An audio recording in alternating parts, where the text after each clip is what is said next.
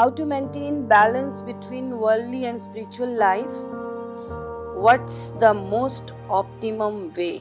देखिए, जब आप बैलेंस की बात करते हैं तो वहां फिर दो एरिया समझ में आता है.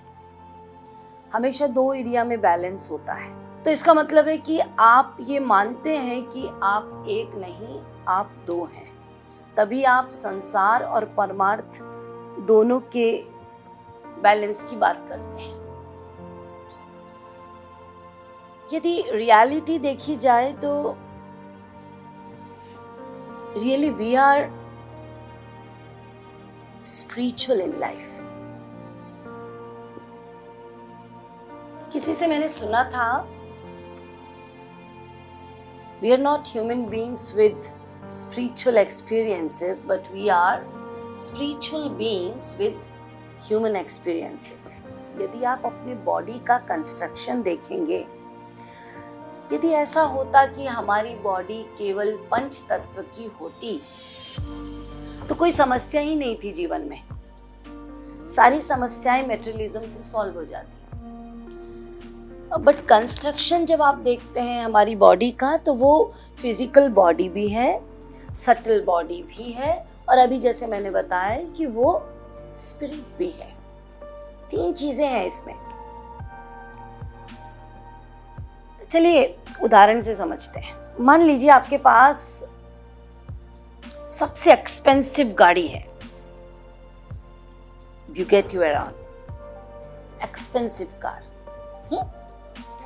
फिर बेस्ट आईफोन भी है, 4-5 बंगले भी हैं, खूब कमा लिया.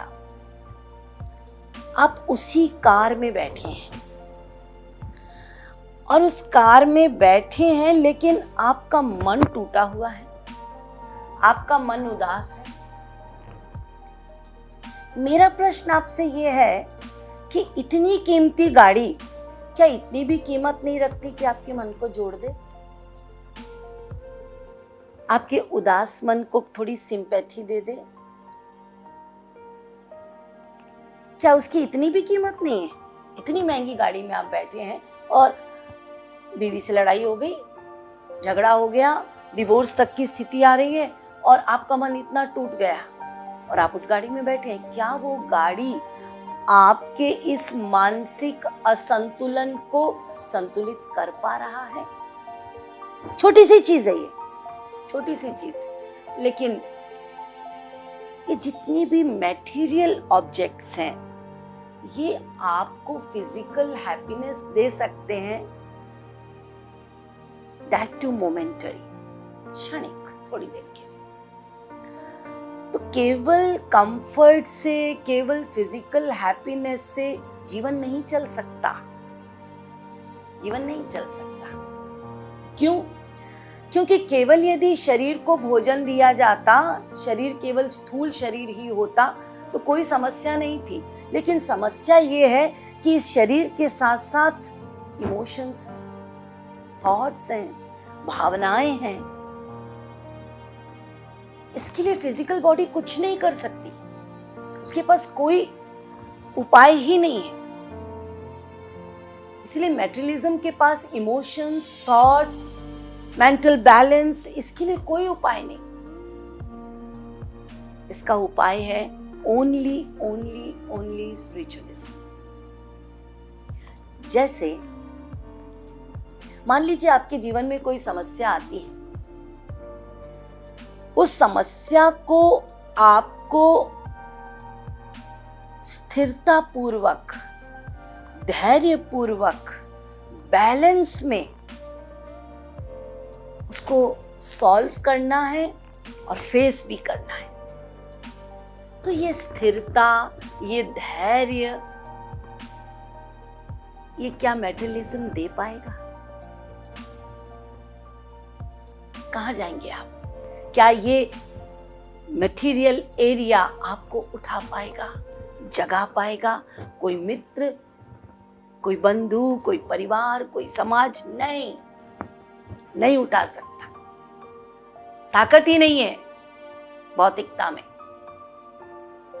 ताकत है एक ही एरिया है, चाहे कोई कितना भी आत्मसम्मान से गिर गया हो, चाहे कोई कितना भी चरित्रहीन हो, जैसा भी हो, एक ही ऐसा एरिया है, वो है स्पिरिचुअलिज्म, जो हर प्राणी को जगा सकता है, उठा सकता है। So I am talking about the inner progress. Outer development, external development ठीक है, सब अपने आप में मायने रखती है, लेकिन यदि सही मायने में आप अपना उत्थान चाहते हैं तो वो उत्थान एक्सटर्नल नहीं, आपके इनर प्रोग्रेस से होगा। ये एक चीज पहले मैं आप लोगों को सही रूप में बताना चाहती थी। इसके बाद आता है कि इसको बैलेंस कैसे किया जाए, इन दोनों को बैलेंस कैसे किया जाए। तो देखिए, बैलेंस के लिए हमारे गुरुदेव ने कुछ पॉइंट्स बताए हैं। सबसे पहला पॉइंट है कि अपने आप को जब तक आपका आइडेंटिफिकेशन एज अ बॉडी होगा तो आप बॉडी के प्लेजर के लिए दौड़ेंगे, और जब तक बॉडी के प्लेजर के लिए भागेंगे पेन जरूर होगा। Every pleasure has pain in its background, पक्की बात लेकर चलिए। तो जब तक आप अपने आप को शरीर मानेंगे तो शरीर संबंधित चीजों के पीछे दौड़ेंगे। इसीलिए गुरुदेव का कहना है, श्री महाराज जी का कहना है, दृष्टा बनो, दृष्टा बनो। अपने शरीर से अपनी आत्मा को अलग निकालकर फिर अपने आप को देखो। हर रोज ये सोचो, we are puppets in the hand of God. हम एक कठपुतली हैं, हमारी वास्तविकता वही है। ये शरीर आज है, कल नहीं रहेगा, इसका हर पल ध्यान रखो। ये शरीर अभी है, अभी नहीं रहेगा, इसकी नश्वरता का, इसकी असारता का हर वक्त ध्यान रहे। और मेरा स्पिरिट, मेरी आत्मा, ये अनंत है, ये मुक्ति चाहती है इस माया से, ये सदा याद रखिए। तब हम ये मानेंगे कि इस आत्मा को अब बार बार बंधन में नहीं डालना, इसीलिए बंधन युक्त कर्म हमें नहीं करना, हमें बार बार मृत्यु को फेस नहीं करना है। तो इसलिए श्री महाराज जी कहते हैं, अपने आप को दृष्टा बनकर देखो, अपने आप को शरीर नहीं आत्मा मानो। हमेशा अपने शरीर की नश्वरता, संसार की नश्वरता, संसार के वस्तुओं की, व्यक्तियों की, सिचुएशन की, सब की नश्वरता पर हमेशा ध्यान दो। जन्म, मृत्यु, जरा, व्याधिर, दुख दोषानुदर्शनम, ये हमारे शास्त्र कहते हैं। जन्म का दुख, मृत्यु का दुख, जन्म का भय, मृत्यु का भय, दोनों का कष्ट, बुढ़ापे का कष्ट, रोग का कष्ट, ये निश्चित आएंगे। सबको इसका सामना करना पड़ेगा। इसकी असारता हमेशा ध्यान रखिए। जब किसी व्यक्ति को, वृद्ध व्यक्ति को देखते हैं तो हर युवा को लगता है, अरे वो वृद्ध है, मैं कभी थोड़ी वृद्ध होऊंगा। परंतु उस वृद्धावस्था को देखकर अपने भीतर बिठा लीजिए, कल मैं ये बनने वाला हूं, तो सावधान रहोगे। हर रोज प्रतिदिन उठते हो, इस शरीर की असारता को देखिए श्मशान में जलते हुए, ये वास्तविकता है शरीर की। और भगवान को, गुरु को निवेदन कीजिए, हर प्रातः काल आपकी कृपा से जिंदा जगा हूं, और आपने ये शरीर दिया है कृपा करके हरि, ताकि वास्तविक गुरु के सानिध्य को पाकर मैं माया से मुक्ति पाऊं और इस आत्मा को उसके पिता परमात्मा के यहाँ पहुंचाऊं, ये आत्मा अपने असली घर पहुंचे। तो ये कुछ वास्तविकताओं को हर रोज आपको ध्यान में रखना है। सेकंड पॉइंट, इसका अन्यावृत निरंतर अभ्यास करना है, ये एक्शन। ये एक्शन है आपका कि आपको इसका रेगुलर अभ्यास, रेगुलर प्रैक्टिस करनी है। तो रेगुलर प्रैक्टिस में ये पॉइंट्स हो, इसके साथ साथ प्रतिदिन कुछ समय निकाल के, जैसे आप अपने पर्सनल के लिए क्वालिटी टाइम देते हैं, पर्सनल रिलेशनशिप्स के लिए क्वालिटी टाइम देते हैं, आप इस पेट के लिए दौड़ते भागते क्वालिटी टाइम दे रहे हैं, ऐसे ही क्वालिटी टाइम 24 घंटे में आत्मा के लिए देना है, अपने इनर प्रोग्रेस के लिए। इसीलिए क्वालिटी टाइम निकालिए, रेगुलर अभ्यास कीजिए कि मुझे 1 घंटा श्री महाराज जी के प्रवचन को सुनना है, क्योंकि हमारी inner progress without spiritual guidance नहीं हो सकती, अपने आप नहीं होगी। Spiritual guidance of a genuine saint चाहिए, और हमें तो जेन्युइन सेंट मिले ही है स्वयं भगवान रूप में। तो श्री महाराज जी के दिव्य उपदेशों को, वचनों को, प्रवचनों को डेली मेडिसिन के रूप में सुनिए, औषधि के रूप में, टॉनिक के रूप में, रसायन के रूप में, बिकॉज यही है ट्रीटमेंट, और कोई ट्रीटमेंट नहीं है। मैं जो आपको बता रही हूँ, इससे हमारा ट्रीटमेंट होगा। गुरु के वचनों को सुनना है रेगुलर, फिर सुनने के बाद सारा दिन उसका चिंतन करना है।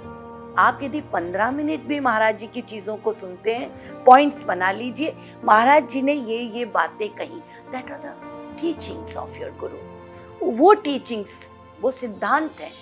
अब जब आप अपने वर्ल्डली लाइफ में जाते हैं, जहां बैठते हैं, उठते बैठते हैं, जब सिचुएशंस बनती हैं, तब आपको उन टीचिंग्स को यूटिलाइज करना है, उन उपदेशों को वहां प्रैक्टिकली यूटिलाइज करना है, खाली सुनने से नहीं होगा। तो संकुचित हृदय नहीं, हृदय को विशाल बनाना है, और ये हृदय विशाल बनेगा केवल आध्यात्मिकता से, और उसको प्रैक्टिकल करना होगा। तो मैंने ये जो पॉइंट्स बताए, ये पहला पॉइंट, आप अपने आप को दृष्टा मानिए, संसार की असारता को प्रतिदिन देखिए। दूसरा पॉइंट, जो टीचिंग्स हैं उसको श्रवण कीजिए, उसका मनन कीजिए, चिंतन कीजिए, इम्प्लीमेंटेशन कीजिए। और तीसरा पॉइंट, कर्म योग के साथ साथ कर्म सन्यासी भी बनिए, अर्थात जब छुट्टी का दिन हो, रविवार का दिन हो, बाकी समय आप बिजी हैं, अपने साथ हरि गुरु को या सिर्फ गुरु को रखिए, रक्षक और निरीक्षक रूप में। बीच बीच में चिंतन में उनको लाइए, उनके साथ बातें कीजिए। जो माइंड आपका संसार में जाता है कार्य करते हुए, उस माइंड को डाइवर्ट कीजिए, संसार से हटाकर गुरु में लगाइए। और जब आपकी छुट्टी हो तो छुट्टी के दिन स्पेशल टाइम निकालिए। आपने 1 घंटा निकाला है क्वालिटी टाइम हर रोज का, उस दिन 2 घंटा निकालिए, 3 घंटा निकालिए, और वेराइटीज ऑफ स्पिरिचुअल काम कीजिए। थोड़ा सुनिए, थोड़ा गाइए, थोड़ा देखिए, श्री महाराज जी की हर चीजों को सुनिए, गाइए, देखिए। आपके पास बहुत उपाय हैं। उस दिन और क्वालिटी टाइम दीजिए, मेडिटेशन में टाइम दीजिए। महाराज जी कैसे रूप ध्यान बताते हैं, उसको प्रैक्टिकली करिए। आप लोगों में कंफ्यूजन है, साधना और सेवा एक साथ कैसे करें।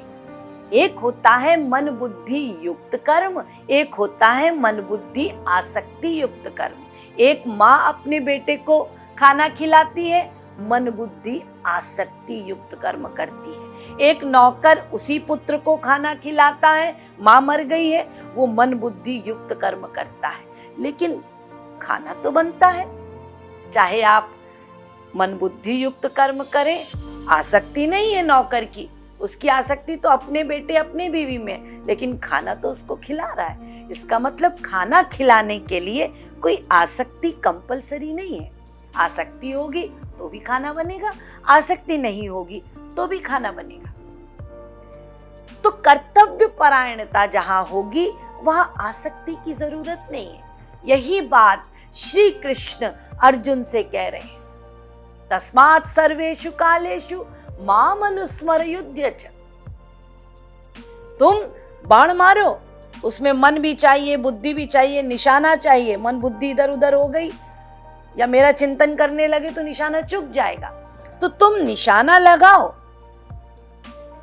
ये मैं नहीं कह रहा कि मेरा चिंतन करो, उस समय रूप ध्यान करो मेरा, नहीं, तुम अपना वर्क करो। तुमको युद्ध करने का काम दिया है, तुम युद्ध करो। लेकिन अर्जुन, मैं ये कह रहा हूं, क्या युद्ध करते समय तुम भूल जाते हो कि तुम्हारे बच्चे हैं? क्या युद्ध करते समय तुम भूल जाते हो तुम्हारे और 4 भाई भी हैं? वो सदा याद रहता है। आप लोग ऑफिस का काम करते हैं तो क्या आप ये भूल जाते हैं आपकी मम्मी है, पापा है, ब्रदर है? नहीं, वो तो याद रहता है। सपने में भी याद रहेगा, वो तो याद रहता है ना। दैट मीन्स वो जो एक स्ट्रॉन्ग बॉन्डेज है, एक जो अटैचमेंट है, वो नहीं जा रहा।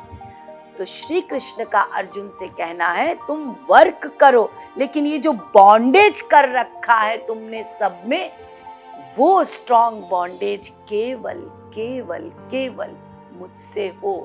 बाकी इन सब के प्रति वो फर्स्ट पॉइंट, नश्वरता का ध्यान रखो। यदि नहीं रखोगे तो जो मुझ में बॉन्डेज करना है वो इनमें हो जाएगा, जो मुझसे अटैचमेंट करना है वो इनमें हो जाएगा। अरे एक पॉट है, पॉट का बिगनिंग क्या है?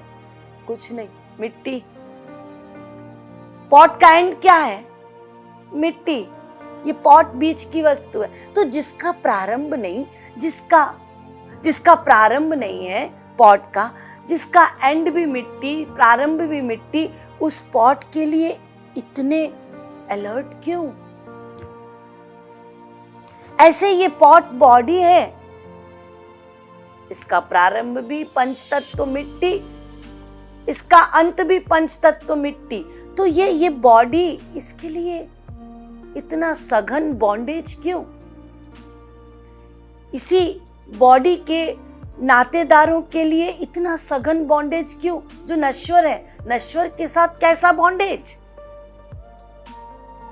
नश्वर के साथ कैसी आसक्ति?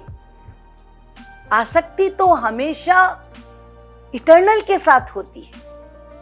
नश्वर वस्तु से कोई आसक्ति कर नहीं सकता। आसक्ति करना भोलापन है, और यही भोलापन हम सब कर रहे हैं इस संसार में। तो यही बात श्री कृष्ण अर्जुन से कह रहे हैं, अर्जुन तुम वर्क करो, कर्तव्य करो, आसक्ति मत करो। वही काम हमें करना है। हम मन बुद्धि युक्त कर्म करें संसार में। पत्नी के प्रति क्या कर्तव्य है, बेटे के प्रति क्या कर्तव्य है। ये नहीं कि हमको हरि भजन करना है तो मैं सबको छोड़ के जा रहा हूं, कोई जरूरत नहीं है, कोई छोड़ने ओढ़ने की जरूरत नहीं है। उनके प्रति संवेदनशील रहिए, बिल्कुल रहना होगा। उनको क्या चाहिए, क्या उनकी जरूरतें हैं, सब देखिए, सबके प्रति संवेदनशील रहिए, ईश्वरीय गुणों से युक्त रहिए, उनकी जरूरतों को पूरा कीजिए। जरूरतों को पूरा करना इज ड्यूटी, नॉट अटैचमेंट। निरपेक्ष होना ड्यूटी, पक्षपात अटैचमेंट। तो जब आप आध्यात्मिक होंगे तो अपने आप ये तत्वज्ञान आपको निरपेक्ष बनाएगा। ये तत्वज्ञान आपको कर्तव्य परायणता सिखाएगा, जिससे आप सही सही अपने परिवार को भी लेकर चलेंगे। आप सही सही सबके प्रति सही डिसीजन तत्व ज्ञान युक्त होकर देंगे, जिससे सारी चीजें संतुलित चलेंगी। हाँ, यदि कोई बहुत ही संस्कारी है तब तो फिर भगवान और गुरु उनके पीछे रहते हैं। यदि उसने जन्म ही लिया है ईश्वरीय कार्य करने के लिए, तब वो ऐसा सघन वैराग्य हो जाता है। फिर वो परिवार हो, कोई हो, वो छूट जाते हैं, वो गुरु छुड़ा देता है।